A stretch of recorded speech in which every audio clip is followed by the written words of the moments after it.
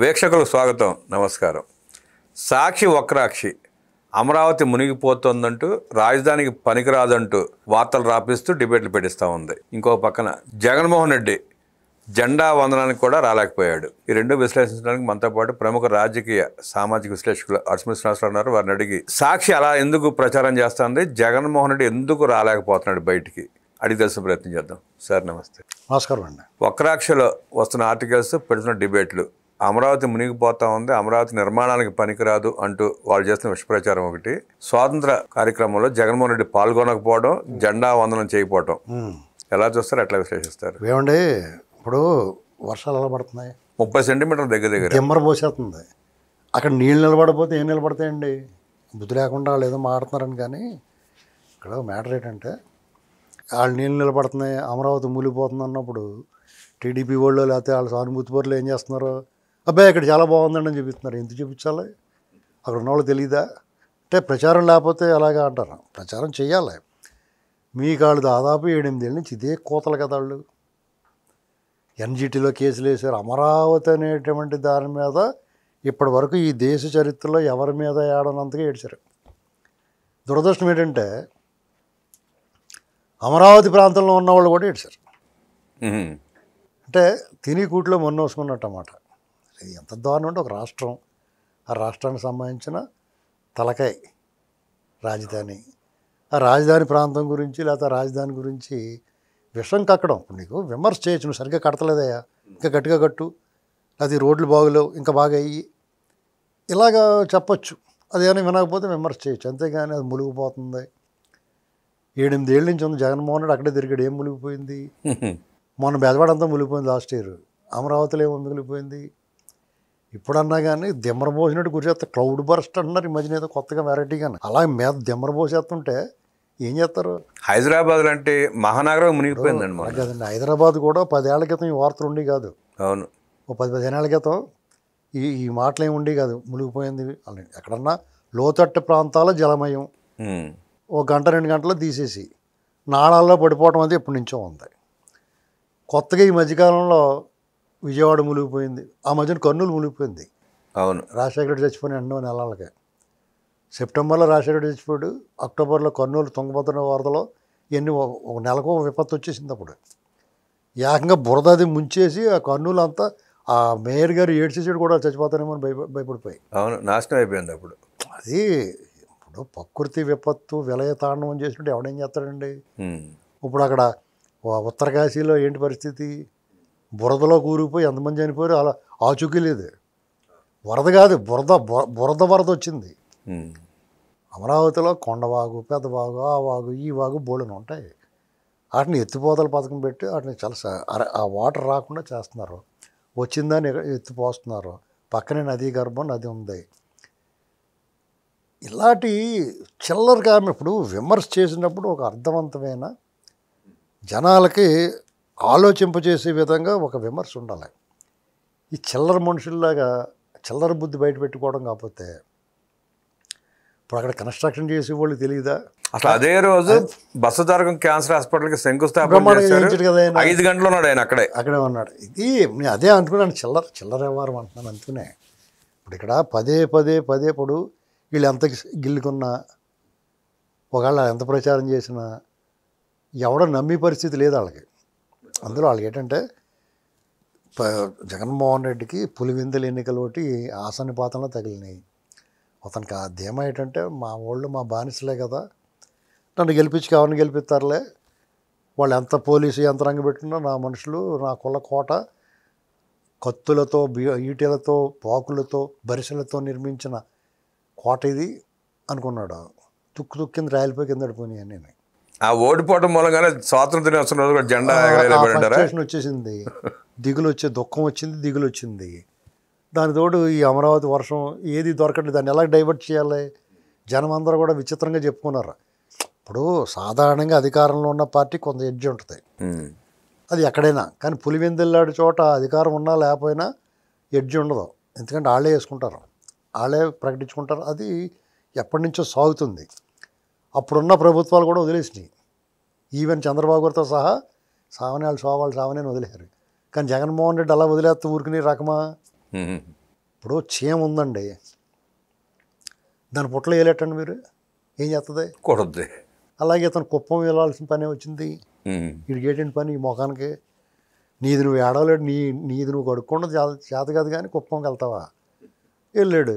చంద్రబాబు గారు భరించాడు, సహించాడు, భరించి సహించి సరే అయితే మన పని మనం చూసుకుని చెప్పాడు డైరెక్ట్గా. నేను నువ్వు నా జోలికి వస్తే నేను ఊరుకుంటాను, నువ్వు రాజకీయం చేస్తాను, నేను రాజకీయం చేస్తాను అన్నాడు. ఏంటో చూపించారు. ఇక్కడ ట్విస్ట్ ఏంటంటే సతీష్ రెడ్డి ఓవర్ యాక్షన్. అంటే అతను ఇన్నాళ్ళు ఎంత బాధపడిపోతా, అతను పేలాపని చూస్తుంటే ఇన్నాళ్ళు జగన్మోహన్ రెడ్డి డబ్బులు తీసేసుకుని అతనితో లాలూచి పడిపోయాడని అర్థమవుతుంది. లాలూచి పడిపోయి యాగ్రవాల్ చేశాడని, యాగ్రవాల్ చేసి రకరకాలు చేశాడే. ఇక్కడ అతను గుట్టు బయటపడింది. ఒరిజినల్ వారియర్, నిజమైన యోధుడు బీటెక్ రవి అని అర్థమవుతుంది. ఇది మ్యాటర్. దానికి ఆ దిగులు, ఆ దుఃఖం. ఇప్పుడు ఇక్కడ మనం ఒకటి గమనించాలండి, స్వాతంత్ర దినం చిన్న పిల్లలు కూడా వాళ్ళకి దాని అర్థం తెలిసిన ఏంటో జరుగుతుందని తెలిపి ఇది ఒక పండగ అని అర్థమవుతుంది. అలాగే వాళ్ళు 3 రంగుల జెండా తగిలించుకుంటారు, స్టిక్కరు, జెండా వందనం చేస్తారు, ఆ స్కూల్కి వెళ్తారు, వాళ్ళు చాక్లెట్ తీసుకుంటారు, వస్తారు. వాళ్ళకి అంతవరకు తెలుసు. కొంచెం పెద్దవాళ్ళు అయిందో తెలుస్తుంది.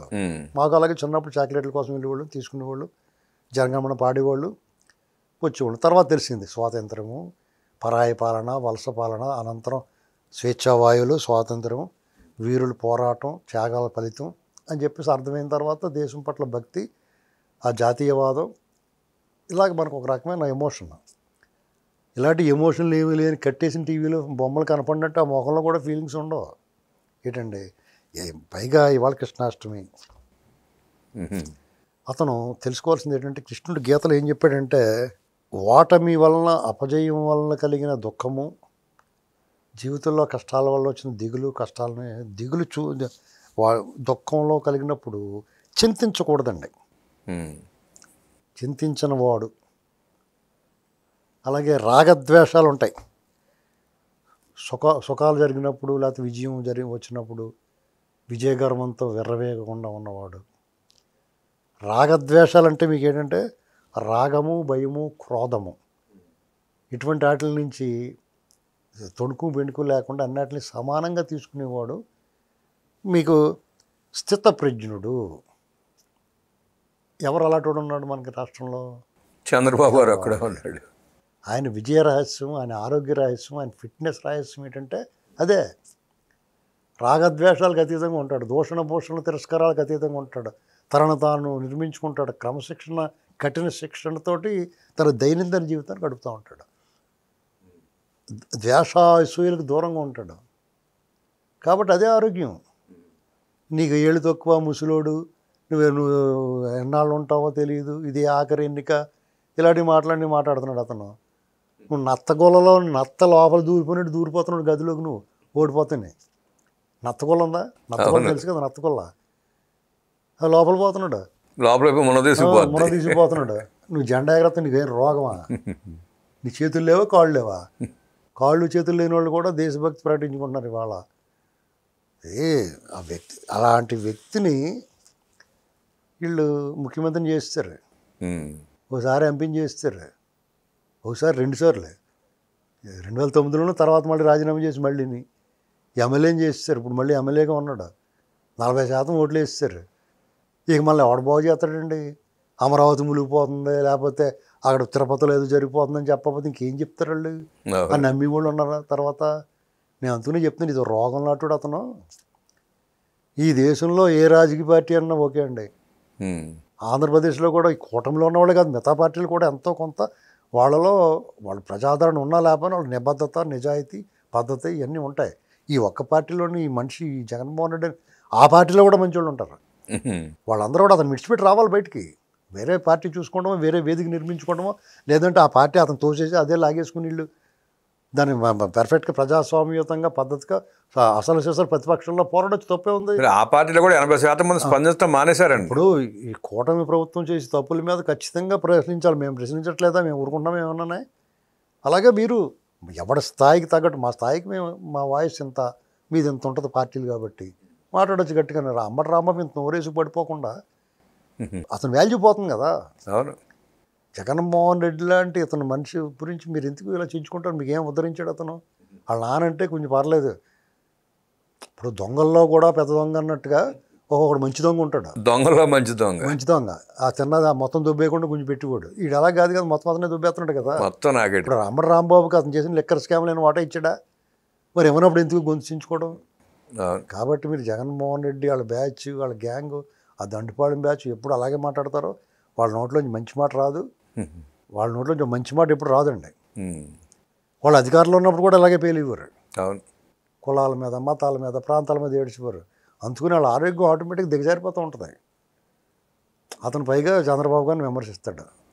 నువ్వు రేపు మాపు పోతాను. ఇతనేం ఉండిపోతాడా? ఒంగుని కొబ్బరికాయ కొట్టలేడు కానీ ఊరికే అదో కౌరులు చెప్తాడు. ఏంటండి? కాబట్టి అమరావతి మునిగిపోతుందని మునిగితే మునుగుద్ది.